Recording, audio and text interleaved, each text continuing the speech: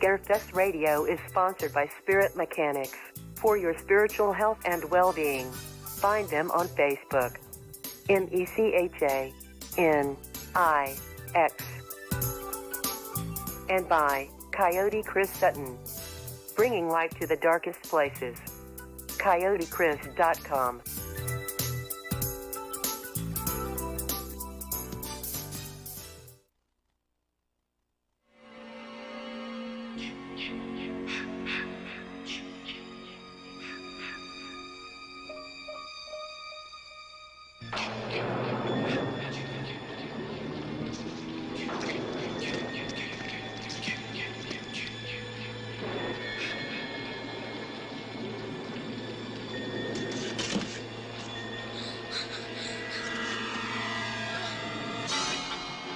If the memory of Jason still haunts you, you're not alone.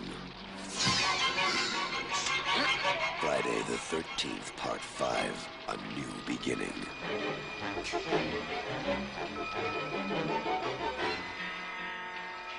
Severe trauma at age 12. Brutal self-defense, murder of a psychopathic killer. Boy, they've given him every therapy they can think of. It's wonder his mind isn't fried with all the drugs they've given him.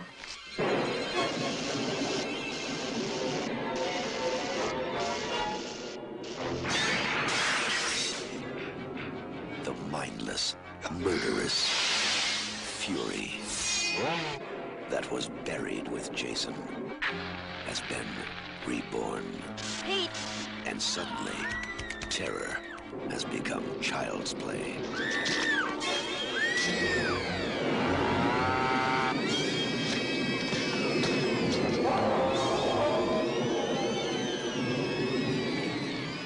Friday the 13th, Part 5, A New Beginning.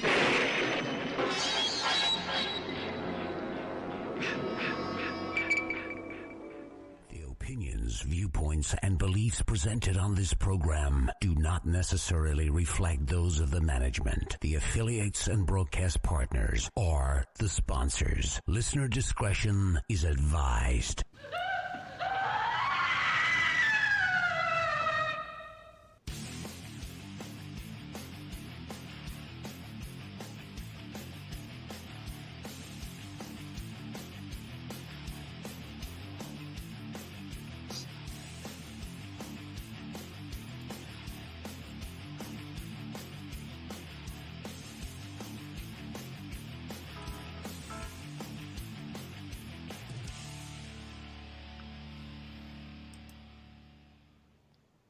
And good evening, everyone, and welcome to Scarefest Radio, version 2019. Original broadcast date is January 11th, 2019.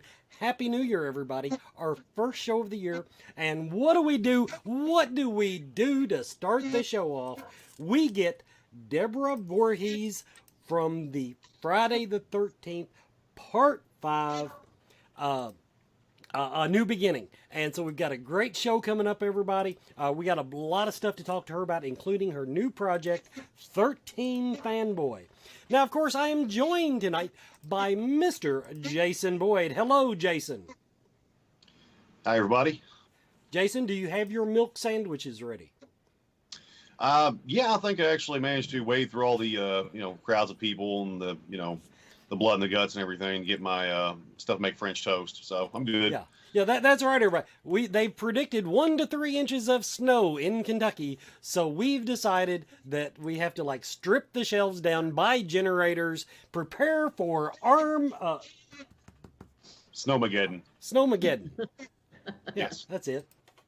And so there's that going on.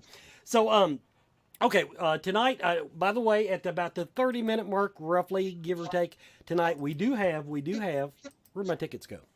They're buried here on the desk somewhere. I have 2 tickets, here they are, to Ronnie Millsap in concert at the Lexington Opera House, Thursday, February 28th, 2019. We're going to give these away to somebody I think I'm going to do it on Twitter. I'm going to keep it simple. I think we'll do it on Twitter tonight. So load your Twitter application, load it on Facebook, on your desktop, your computer, or your phone, whatever the hell. But we got those to give away. That'll be our prize for tonight. And without further ado, we're going to bring Deborah on. Hello, Deborah. Welcome to the show. Thank you so much. I'm so delighted to be here. And we're just absolutely giddy to have you. Just absolutely giddy. Now I'm going to start off. As ever, by the way, let me add. So, I'm sorry. What'd you say? I said you look as lovely as ever. Let me add that. So. Oh, that's so sweet. Thank you. Oh, Thank you. gosh, now he's done went and out flirted me. What am I going to do? What am I going to do? Yeah, but Jason, do your show notes include Playboy Bunny in big print? No, they don't actually. But of course, I'm the horror geek, so I don't look at all the. There you go. That's the balance. That is the balance of this episode. You only horror movies for the kills, right? Educational purposes, That's right. Okay, we're going to talk about Friday the 13th first. Everybody, we're going to get to 13th Fanboy. I'm real excited about talking about it. But since we're on the topic, more or less, let's on Friday the 13th, the one thing on part 5, the one thing that struck 1985. I remember 1985 fairly well because that was about the time I got married, so I had to sober up. So, now, the thing I do not remember about 1985 that I did notice in the movie when I rewatched it, nobody wore freaking bras in that movie. Not true. Actually, I know I did, and I know other women did, so. Okay. Well, when it came to the scenes where they had, I'll put it this way, there was a step in any of the, we'll call them nude scenes, topless scenes. Any of those scenes did not involve removing a bra. I just wanted to say that I noticed that because of my age. That's the type of person I am. Right. But I distinctly remember in 1985 there being many, many more bras than that in the general population. Right, in the general population, definitely. Mm-hmm. But now Jason was talking before the show. This is one of his favorite of the franchise. Now, yes. when you had some acting credits before that, how did you get involved with, what brought you into the franchise? Because that's a big step as far as I could tell looking at your IMDb from where you were. Right. Yeah, I mean, it's just one of those things where my agent called me up. What happens is a film company, when they're doing a film, they send over to the various casting agents and to agents, and they give a description of the character and what it is. And my agent felt like I was right for Friday the 13th, and or this particular horror film. It was called something else at that time, Repetition or Redition, something like that. And so yeah, they just had me in, and it was a huge cattle call.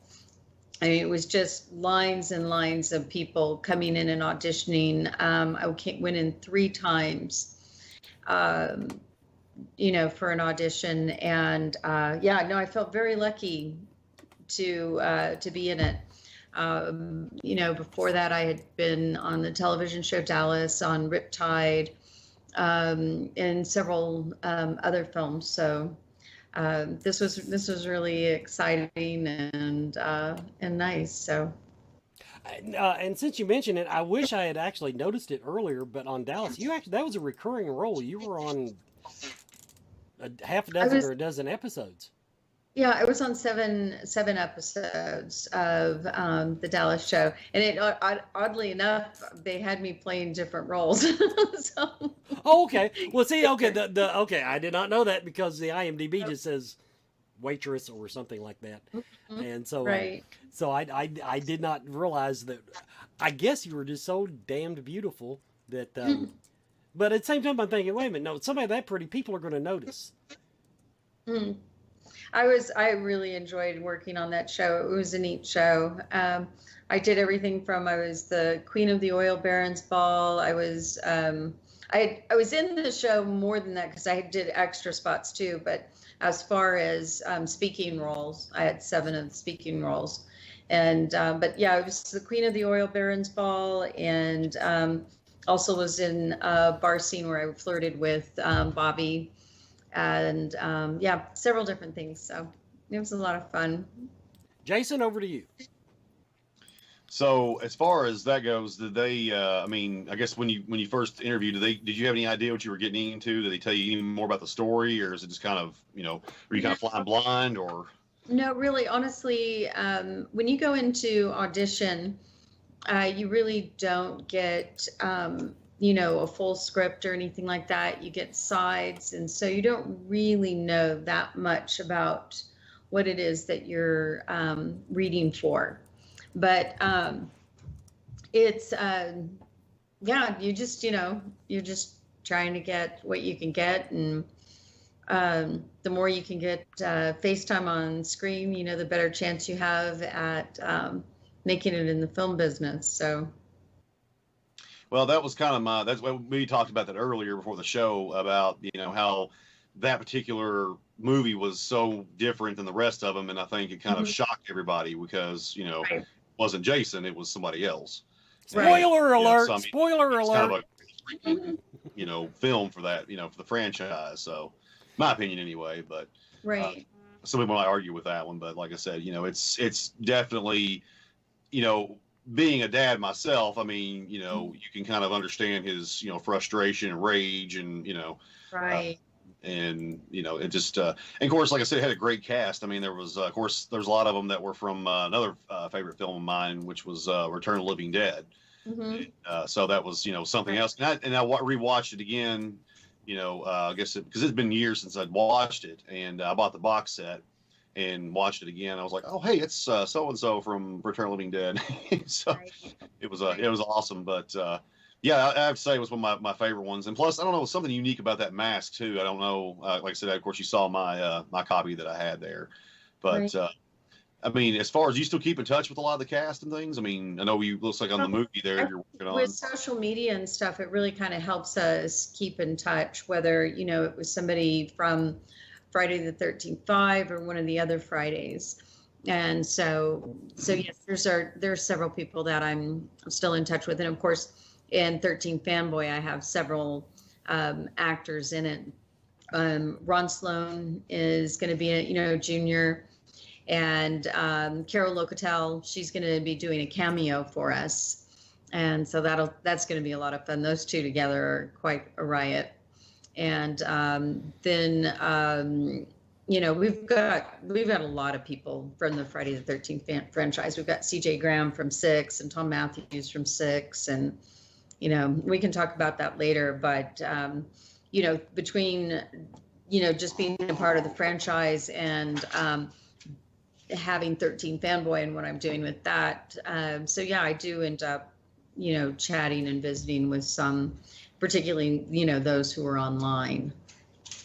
Yeah, because we definitely want to talk more about the movie, because I know a lot of my friends that are huge Friday the 13th fans are just completely just blown away by it. So, and of course, I've been spreading the word as well and trying to get more people on the page there to check it out and stuff. Because I mean, I'm personally excited about it myself. So Thank you.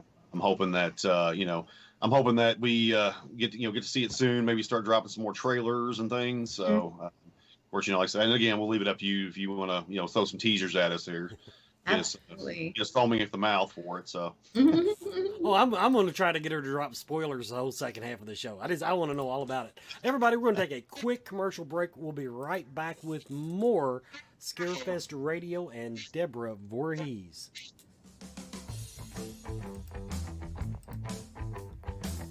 Do you feel lost in life? Do you seem to be stuck in emotions that are not yours? Is your home not the sanctuary it should be? Contact Spirit Mechanics, where they take a team approach to your metaphysical and spiritual problems. Spirit Mechanics specializes in aura cleansing, stone attunement, attachment removal, and house cleansings. Spirit Mechanics tailors their approach to your individual spiritual path and needs. Find them every month at Lexington, Kentucky's Mystical Fair, mysticalfairlex.com, or on Facebook by searching Spirit Mechanics, that's MECHANICS. Spirit Mechanics, for your spiritual health and well-being.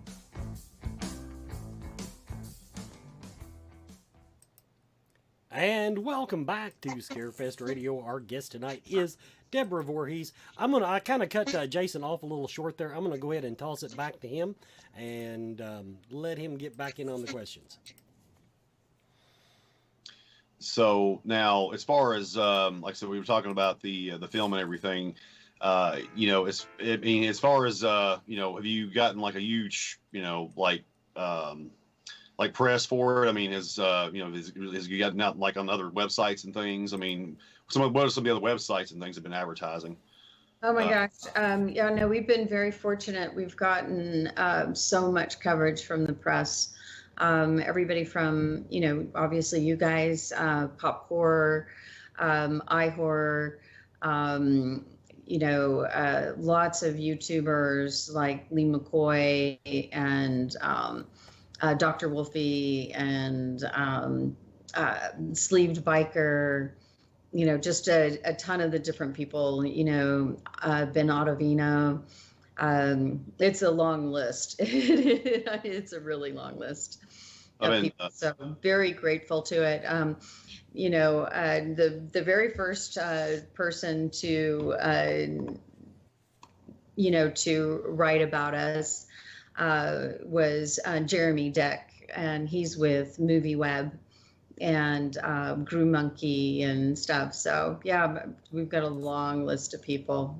I've been doing regular interviews, several a week.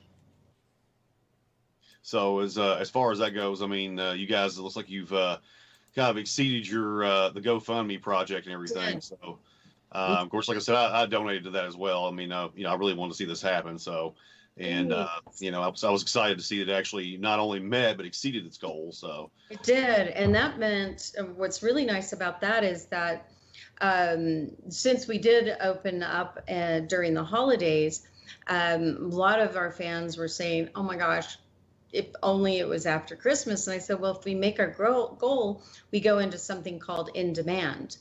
And for in demand, they can continue to become a part of the film. I mean, for as little as $13, you can get your name in the credits. I mean, that's less than a movie and popcorn. So, yeah, I think it's going to be really cool. We're really excited about it. And I'm really excited to see the fans so happy and excited about it. Oh yeah, like so definitely. We and especially in this area, we got a lot of Friday the 13th fans around here. So we I know a lot of my friends and things have been just following it religiously, of course, including myself. And so we were I was wanting to kind of dig more into it and trying to find out maybe let's get drop some spoilers and things, maybe something that nobody knows yet. But yeah. I'd say we're probably going to be, tight-lipped on that one, but hey, we can dream. So Yeah. Well, it is. I mean, basically, I can give you some info on it.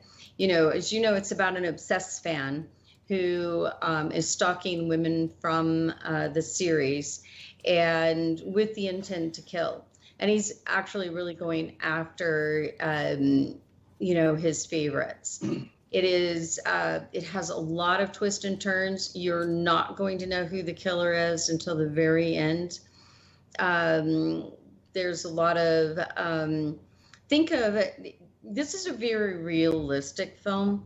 Friday the 13th is, I would say it's more like you're kind of like a swashbuckler in a way. Saturday afternoon, popcorn, a fun movie. Jason's not really coming up from the grave. And it's not real. This is something that is much more realistic. Think of the kind of the feeling I'm aiming for is like Cape Fear and Hush with the horror kills. Oh yeah. And of course, if anybody's interested in checking out the page, it is 13 Fanboy, and please go over and check it out. Give it a like, and like I said, there's a synopsis on there. There's the cast on there, and of course, you can see read through the posts and everything. It's constantly updated, so you guys will always be in the loop of what's going on. So I recommend checking it out and giving it a like there, showing some support. especially if you're a Friday 13th fan like myself. Absolutely. So. And you can also come over to my horror page, which is Deborah Voorhees Share Horror Group. And that's a great place to find out more about it too. And then also, if you go and contribute to Indiegogo, then you're also will get updates and, you know, behind the scene things that are going on as we're moving along with the film. And we're going to have some more really big announcements. It's definitely going to be a very intense film. So as far as that goes, I mean, did you just kind of, you know, have this like, you know, like a kind of epiphany kind of thing? So, hey, I need to make this movie, or is it just something that, you know, kind of came to you, or? No, what had happened was I was talking with my producing partner. His name's Joel Paul Rising. He's a fabulous producer. He's got like 25 films under his belt, and all of which have had distribution, and which, you know, if you know anything about the independent film world, that in itself is a massive feat. Oh, absolutely. And yeah, it's huge. And you know, he's already gotten us a theatrical release, which is really great. And so we're talking and visiting about a couple other films we were looking at. And he just out of curiosity asked me, what is it like at the horror conventions? And I said, well, I've only been to a couple, but you know, they're a lot of fun. You know, fans are, you know, horror fans, everything that people think are horror fans, they're all wrong. They're just some very jovial, fun, just loving life kind of people, and they just love to dress up. And he's like, well, is there ever a scary moment or anything? I was like, no, not really. I said, now I've had some kind of weird things happen over the years, but it's been more on social media. Like I said, one time I had a fan that kind of spooked me, about a few kind of spooked me, but one said, you know, wouldn't it be cool if you died in real life like you did in the movie? And I was like, no, actually not at all. I don't think it'd be cool. I don't think it'd be fun. You know, doing a horror movie is fun because it's make-believe. All right. Reality, that's a whole nother ball game. And no, I don't want to go there. And then I said, then another time, this was actually spooky because that one was on, you know, Facebook, you know, where you can message people, the messenger part. Mm-hmm. This one actually came text to my phone, and I had a series of them, and I blocked it. It took me a while to figure out how to block it, but I had a series of them coming over that it was clear that the person knew me from Friday the 13th, that they were a fan, and they seemed to be suggesting they meant harm and that they were watching me right then at that moment. And, you know, it was nighttime, dark, and, you know, there's a big window right there. And so that really spooked me. And my producing partner says, that's a movie. And I was like, no, no, that's way too realistic for me. And, but with, you know, I had a lot of sleepless nights over it, honestly, because the truth is it really did scare me. And, but after thinking it through, and I was just like, you know, this scares me. I can really scare people with this. This is going to be a great movie. And so I called him back up and I said, let's do it. So he and I sat down and wrote together the first 30 intensely detailed outline, 30-page outline, where, you know, we knew everything that was going to happen, scene by scene by scene by scene. And then I took it from there and wrote it. And it's intense. some of you may know that I wrote the lead for Adrienne King. And some of you know we had this discussion before I wrote it. And she had been stalked, but I didn't know a lot of the details about, you know, what had happened. And we just had a conversation not too long ago because she backed away from the project. And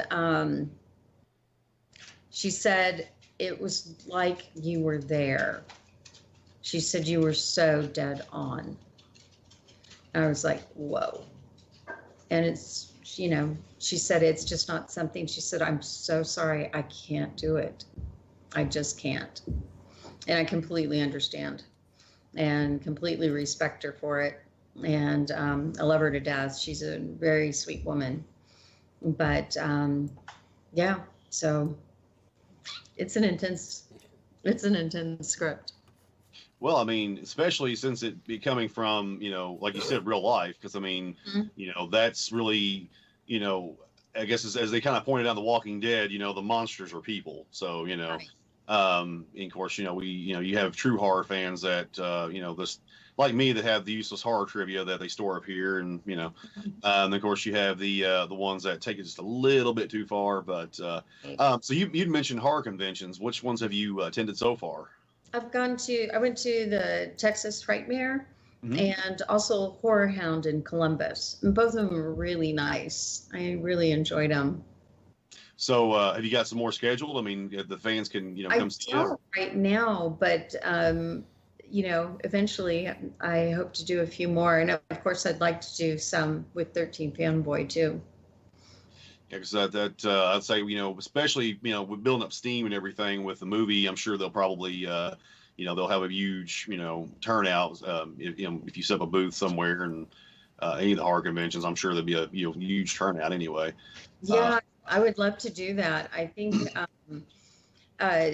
we actually have for the film a convention scene, and that we'll be needing to do. So we are looking for a good convention that makes sense for where we're located and where our cast members are located to get to. So hopefully we can kind of combine the thing for both doing promotions and you know, bringing more people on board about the film, and just letting people know what's out there, and as well as, you know, getting what we need done shot too. So it'll be pretty interesting. Now, as far as the GoFundMe, is that actually, that's on your the Facebook pages as well, right? So the fans can go donate whenever. You know. Actually, it's Indiegogo campaign. Okay. And yes, it can go to Indiegogo. Just type in 13 Fanboy and it'll pop right up. And I can send you guys a link so you can include it with this. And but yeah, it's still up, and so you can still be a part of the film. You can even be a producer. So that's what I'm saying. You mentioned something about the names being in the credits and everything. So, you know, that would definitely be something that I know a lot of people would be interested in. So, well, yeah, I mean, you think about it. When are you going to have a chance to have your name in the credits? If you're a Friday the 13th fan, and we have so many from all these different Friday the 13th films, you've got to get your name in the credits. You just have to. Absolutely. As far as, are you working on anything else, like kind of in the, you know, foreseeable future, or is this kind of your main? I do have things coming up, other things, but this right now is taking every ounce of my life, my existence. I imagine. Like I said, you know, I know some friends of mine that do a lot of indie projects and things, and yeah, it's like it just consumes them completely, and they have to, you know, stay on top of it, and, you know, of course, stay on top of the, you know, like I said, production and making sure that they have releases, and right. You know, is it going to go straight to Amazon? Is it going to be a DVD release? So yeah, right. I mean, you mentioned theatrical releases. Is that going to be like, is it going to be nationwide, or are they going to like pick certain areas, or? We should have about a medium to small release, which will be 350 to 750 screens. throughout the United States. We would like to also give a theatrical outside of the U.S., but right now that's what we're looking at. And we have, then of course we'll go wide distribution on streaming and DVDs and all of that as well. Looks like, yeah, because that, yeah, most places these days kind of go with the streaming. They kind of skip over the whole DVD releases and things. But you know, of course, if you know, if you guys do a DVD release and like I said, ever get a chance to catch you up, you know, in person somewhere, then I'd like to have something to have an autograph by. Absolutely. So you know, we you know, definitely we gotta have a, you know, we gotta have your autograph on that, and you know, especially it's kind of a, to me, it's kind of a milestone in the Friday the 13th franchise, in my opinion. So Absolutely. but yeah, I mean, like, so we you know, we were kind of wondering you know, as far as, you know, more about the film, and like, so we're, you know, and I'll make sure like you spread the word about it, and hopefully you'll kind of keep teasing us with it, and you know, we'll you know, keep finding out more and more about what's going on. And I love the premise of the film anyway. I mean, it sounds fantastic. I mean, I just I'm hoping that you know, that everybody can enjoy it. You know, it's, I mean, just listen, you know, like I said, again, if you guys get a chance to jump on the Facebook page there, and so there's a plot outline. It kind of gives you everything, you know, as far as it gives you enough to know what's going on with the film, but at the same time keeps you curious and wanting more. So, and like I said, I highly recommend getting on there because it's constantly updated. So, you know, check it out and everything, and show some support. Thank you. Yeah, I can give you a little bit of a longer synopsis. It's Kelsey Voorhees witnesses her grandmother's murder when she's a little girl.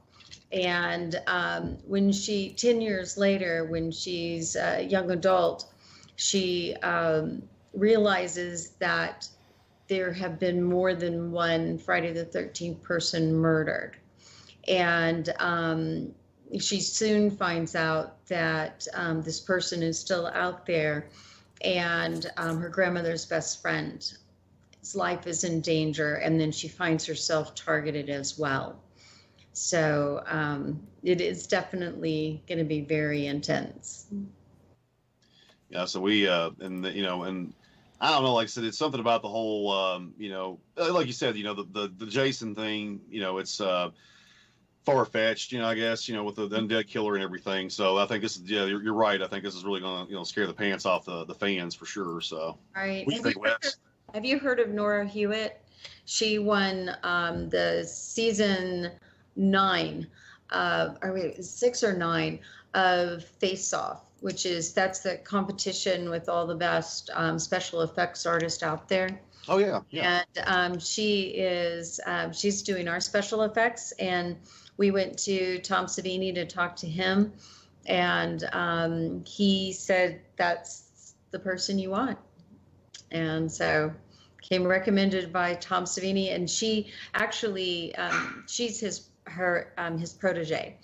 She took his, you know, he has a school, and she's his top student, and so she's doing our special effects. So if the man himself says you're in good hands, then you're in good hands. Then we're in very good hands. Exactly. Nice. Yeah. So Tom's, of course, you know, Tom Savini's been doing this for, you know, for a minute, and he's got some, you know, fantastic special effects and things. So and if he recommends her, then yeah, this is going to be, you know, right. Right. What do you think, Wes?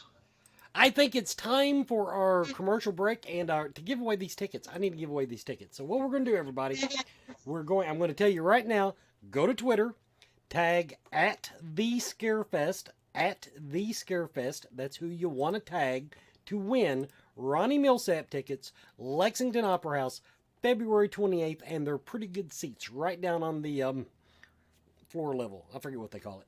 But while we're waiting for somebody to win those, we're going to go ahead. We're going to have our commercial, and we'll be right back. Coyote Chris Sutton. Shamanism. Spiritual advisement. Paranormal investigations. Inspirational presentations. Bringing light to the darkest places for over 20 years. Go to coyotechris.com to learn more.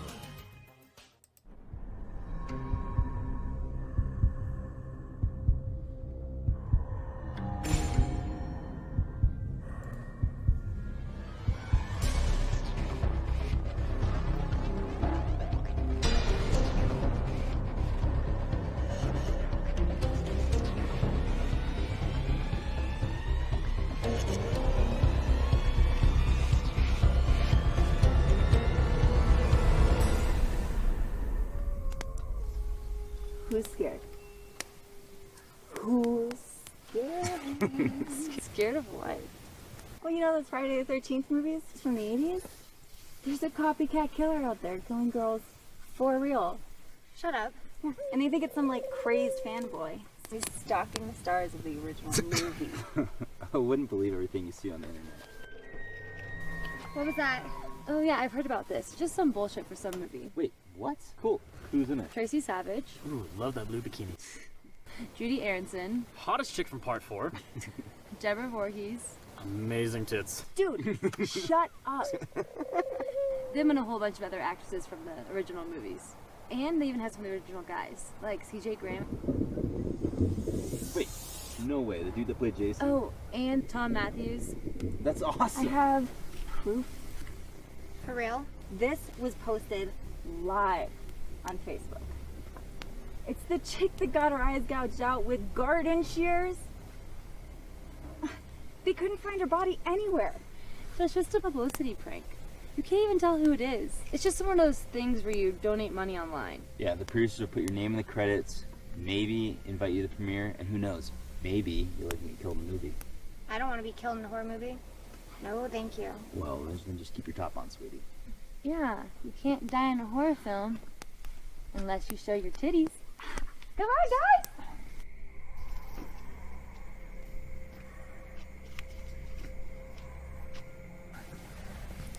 Steve.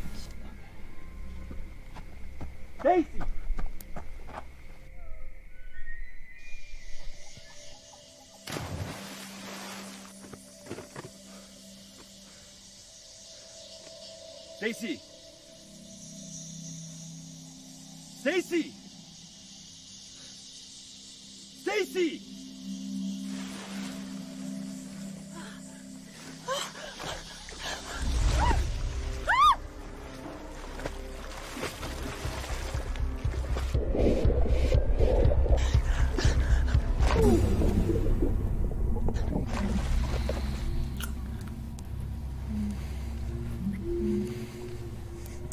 I'm leaving.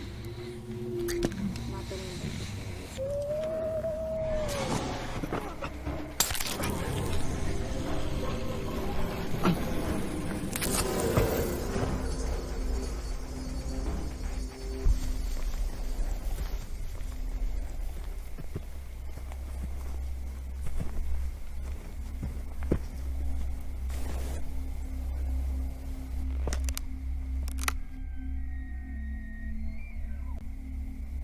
Jacob.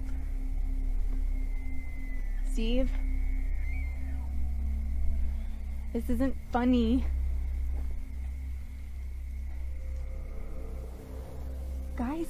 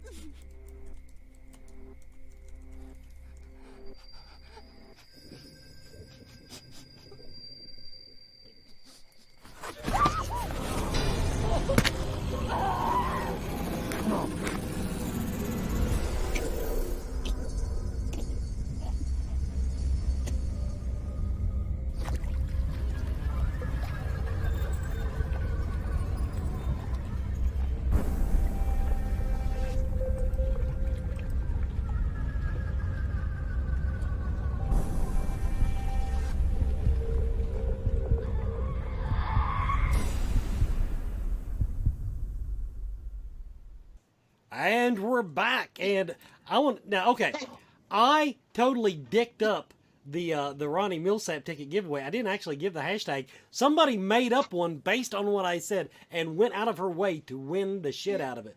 So, Teresa Whitehead, you win. You based on lack of information. She tagged the Scarefest with hashtag at the Scarefest.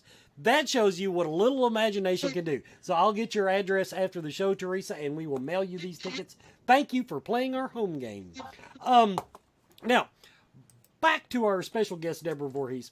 Okay, now, I'm just going to steer this completely off 13 Fanboy for a minute, because the topic of conversation, and it was mentioned in the movie, so I have a couple things about it. Playboy Bunny. How does one make the transition from? Now I'm assuming this was after or about the time you went to college. I was 19 when I was a Playboy Bunny, and it was the same time that I started working with the TV show Dallas. So. Okay, so basically you were doing this to pay the bills. You're doing the whole actor thing. You did the waitress thing. You just did it in a really big way. Now I want to transition into the just reading some of the trivia on IMDb. Okay, you get the part in Friday the 13th, Part 5, and your first day on set, you do the nude scene and get bumped off. How does a person process that as an actor? Well, it was really very smart, Danny. He was a smart director and very kind. He knows that kind of thing can be nerve-wracking. So get it over with, pull the Band-Aid off fast kind of thing. And so, yeah, he was smart. I had not thought of that. But yeah, it's not the way I would have thought. Worry about it. You're done, and then you can go on and do the other parts of your role. So you all of you aspiring actresses out there, pull the Band-Aid. You've heard the advice there. Now somewhere along the line you made time for college, because I understand you have a BS in journalism. I do. I was I was a journalist for almost 2 decades with I worked at several publications. One was the Dallas Morning News. That's where I worked the longest. And then I was with the Fort Worth Star-Telegram and Front Desk Magazine, Modern Luxury Magazine. And then I also worked for the largest Shakespeare publication online, and it's called the Shakespeare Standard. Now, is that last one you mentioned, is that... okay, I'm asking you a chicken and the egg question. Your director credits, and actually one of your acting credits, are Shakespeare related. Right. Basically taking one of them, and you took a Shakespeare story and kind of adapted it. That was one, I believe that's one you directed. Right. So did you have a natural love of Shakespeare? Good Night, My Sweet, which is the final death scene. It's a short. It's final death scene in Othello. And then I did Billy Shakespeare, which is more of a what-if comedy. What if Shakespeare never existed until now? And then I also got connected with a guy. He's a Brooklyn rapper who does Shakespeare sonnets and all around the world teaching. And I did 3 music videos for him. And one of them was called, it was Hip Hop Hamlet, and it was the To Be or Not to Be scene. And he first does everything in Shakespeare's language, and then he does it in his own. And that one actually went to the film festival in Stratford-upon-Avon, which is Kenneth Branagh's Shakespeare Film Festival. So you're a versatile woman. Okay. Now here's the misogynist in me coming out. You don't think of somebody who has the credits that you have, the nude scene in Friday the 13th, and then you're Playboy Bunny, and then you're into Shakespeare and 2 decades as a journalist. Right. That is, I'll put it, that is what I would call a well-rounded life, because that's about the 2 most extremes I can think of. Yeah, no, I've had a very good life. I'm definitely a literary geek, and I love my Shakespeare. I have the huge volume like this of all of his works, and I sat down with it in my lap and opened it to page 1, and I read all the way through. I read some when I was young, and I have to admit I was never good at reading it because I'm an idiot. But now I will say when I do enjoy watching it acted out. Yeah, yeah, it isn't, honestly, nobody's an idiot because they don't understand Shakespeare. It takes a period of time. Um, you need to study it, you need to learn the language, you need to learn the meaning of the words. See, that's the thing, And though. Reading it, now that's when I profess to be an idiot. But now, back when I was in high school and around there, I could quote massive chunks of it because if I took it to the stage, I was fine with it. In other words, Right. if I actually had to remember, now I'm not saying the words, I don't even remember if they meant anything to me, but I love watching it acted out. Now, if I'm Right. watching, The Taming of the Shrew, I watched that on PBS. God, I was Mhm. 17. Absolutely loved it, even though, I'm not that kind of guy. So I definitely do appreciate the art involved in it. The other Right. question I had kind of also is trivia, so I'm just going to put it out there. You're directing and involved so heavily in 13 Fanboy, but there is a rumor around that you are not a natural born horror fan. Nope, I wasn't at all. I'm absolutely have been a huge chicken all my life. And it was the horror fans who brought me to the genre.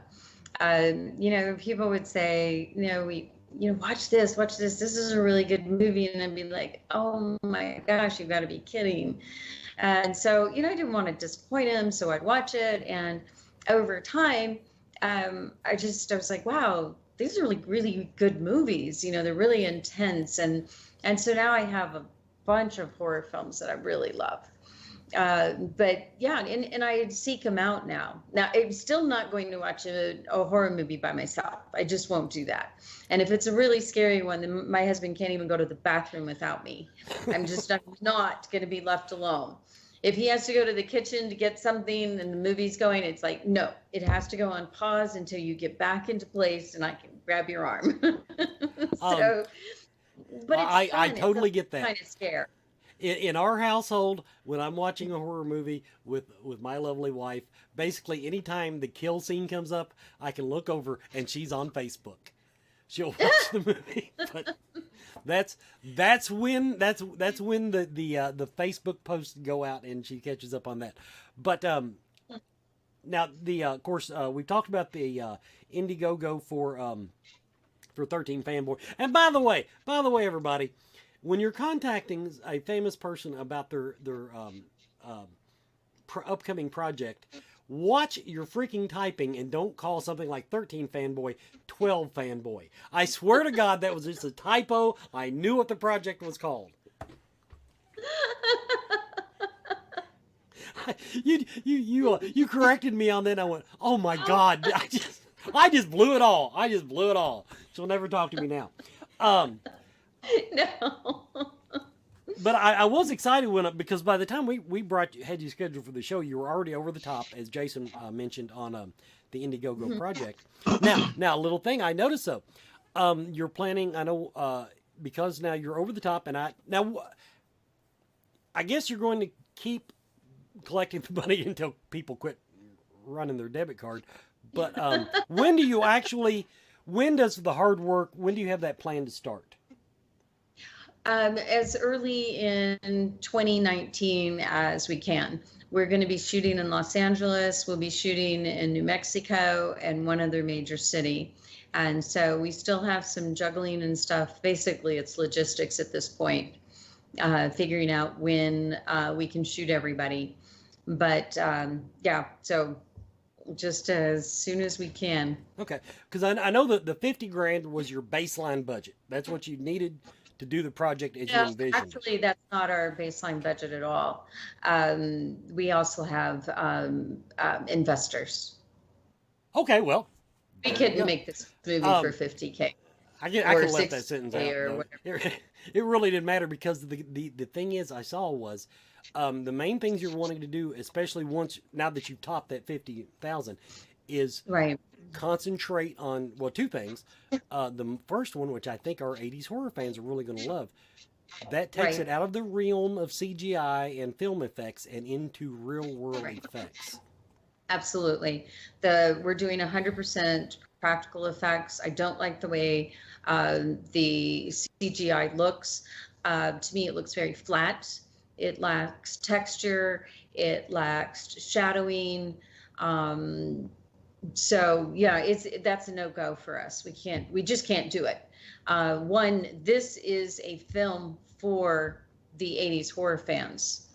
And while this film is not a Friday the 13th, it is very different. It's more, think Hush, Cape Fear, but it has the horror kills. It has the horror actors that the fans love so much. So this is for them. So we are going all practical effects, and Nora is going to be making sure we do it right. And first off, let me say thank you for that, because we are so sick of CG right now, and just everything is CG this, CG that, and all us old school fans are like, why don't they do prosthetics and squibs and severed heads and the like? So thank you for that. I mean, we this is something we've been wanting to see come back in a big way. Right. I have a lot of friends of mine that do special effects and things, just more or less as a hobby. And, they're like, hey, should we even bother doing this anymore? I'm like, yeah, absolutely. Because there's people, and like I said, case in point, I mean, there's going to be people like you that are going to want that, that old school feel to it. And there's fans like us that enjoy that. Right. Well, and the CGI, it doesn't look real. That's just a bottom line. It does not look real. And that's not what we're looking for. We are looking for something that looks realistic. Well, and one of the Friday 13th, and it's funny because when I remember I was little, I was probably maybe 6 or 7 when I watched it, and it was one of the ones where the guy gets the claw hammer to the head, and that my first reaction was like, ow. Because I mean, it looked so real, and you can't replicate that kind of stuff with CG. It doesn't look right. So that's where I'm excited about to see that that you're breathing more life into this now, and hopefully others will follow with this pattern. So right. Oh, I hope so. I hope so. I mean, and of course, if you make anything else, of course, you got experience now into doing that. So hopefully that'll be a reoccurring trend. We'll see you and other people that are start doing this more and more. So right. And of course now I'm actually going to be completely giddy over that and spreading the word out that we're not using CG in the movie. So no. And check out Nora Hewitt if you don't already know who she is. She's quite a celebrity in her own right. A lot of the horror fans love her from Face Off. Yeah, I was looking through the chats here and everything, and of course people are saying hi to you, and they're excited about the project. So but yeah, like so when we're I'm definitely going to be spreading out to the different horror groups. Of course, are you on Twitter as well? Do you have a Twitter account? Yeah, but I am so bad about getting on there and Instagram, and I really need to understand it better. I'm just not very good at it. I really need somebody to help me with it. Twitter's definitely a unique beast for sure. So, but I would, easy. Like I would, definitely get on there and start throwing out some more tweets and things, and again, because like I said, there's a large fan base on Twitter, believe it or not, and a lot of the major, websites, horror websites and things, they, Bloody Disgusting and Dread Central and all those guys, they lurk about on there, and of course, if nothing else, I mean, just tagging them in it, would probably, help, like to spread like wildfire. Of course, you've got Facebook there, and I mean, you've got tons and tons of fans on there. So I don't think you'll have any shortage of that anytime soon. So. Well, thank you. I do need to get the other down. You just gave me a really good tip though. So that's good to know. Yeah, like I said, we and that's usually when I initially started doing Twitter. It was all tagging and follow. I think it was a Follow Friday. I think is what it was called. And you would tag all the people that would do or do different projects or maybe working on something with you. And you tag them and and spread them to your followers. Hey, follow them. Follow these people. And of course, they would start spreading that out and retweeting your tweets and things, and it kind of grew from there. So. If you I'm pretty sure I follow you on Twitter. I've got thousands of followers on there, so I'll check on there and see if I don't, I will. I primarily keep on the Facebook there and keep up with all the project that you're working on. And well, if you could help share the stuff that I'm putting out on Twitter, that would be fantastic. And I got to figure out how to do it. So any advice you have, I am your student. Absolutely. Like I said, we'll definitely get in there and we'll get you, get you out there and about and on Twitter. And I'm not much on the Instagram thing. I think I know a lot of the people use it these days. I'm, not very photogenic, so I don't do the Instagram thing. But I don't understand the whole thing of, you're supposed to like take pictures of yourself all the time. It's been hard for me because working with the fans and stuff, they'll ask me, they're like, put more pictures of yourself, show me what you're doing. And I'm like going, really? Okay, here, click. Well, actually, you probably get some production stills going on there. That would be pretty awesome. Maybe Right. kind of some production stills on there. Yeah, we'll definitely be doing that stuff. So. And then of course, like I said, and Twitter is big. I know a lot of trailers and things get released on there a lot too. So I know a lot of times that's where I learn, about some of the latest and greatest that's coming out. So, okay. but yeah, like I said, I would definitely get on there and promote that as well. And like I said, we'll blow this fan base out of the water with that. Cool. You'll private message me on Facebook and let's talk about, what I need to do to make that happen. And your help would be fantastic. No, I'd be glad to. Thank you. Thank you. Wes is a bit of a Twitter man himself too. So the secret to Twitter, is just to spam the hell out of everybody. I'm sorry, I wish there was a better way to describe it, but because Twitter is, if you've got to saturate the market. Instagram, I'm with everybody else. It's the second most popular social network platform there is. I don't get it. I've played with it. I don't get it, and that's because I don't take pictures of my food. That's the only thing I can figure. We're at the end of the show. Before we let you go, they waited the entire show to finally post a good question in the chat room. Everything else was all about the Playboy Bunny thing. But as an actress, if at this point in your life, if you could have an opportunity to play any role that you wanted to, what is your dream role as an actress? In horror films? In any film. This is open platform. As an actress, there must be some part that you've seen that you just went, boy, I could have rocked that. That would have been a lot of fun to do. I guess I am going to go ahead and stick with the horror film because the one that jumps out at me, I think it would have been very cool to do the Psycho Janet Leigh's role in that. Classic. I love the old Hitchcock films and the black and white, and I know that ages me, but I don't care. I know another one. If I could be a kid again, I would really like to do. My favorite movie is The Bad Seed. The favorite horror movie is The Bad Seed, and that's a little blonde-headed, pigtailed girl. But it had been a brunette, pigtailed girl. But I could definitely, totally like to do a psycho-killing little girl. That'd be good to know. Role to play. Good to know. Everybody, I want to thank our guest, Deborah Voorhees. I want to thank Jason Boyd for coming on as co-host. Everybody, this has been Scarefest Radio. Looking forward to next week. Next week, we have a 2-hour episode coming up. All paranormal, so you horror people might get bored, but we have a 2-hour paranormal extravaganza coming up next week. So stay tuned for that. Everybody, thanks for watching.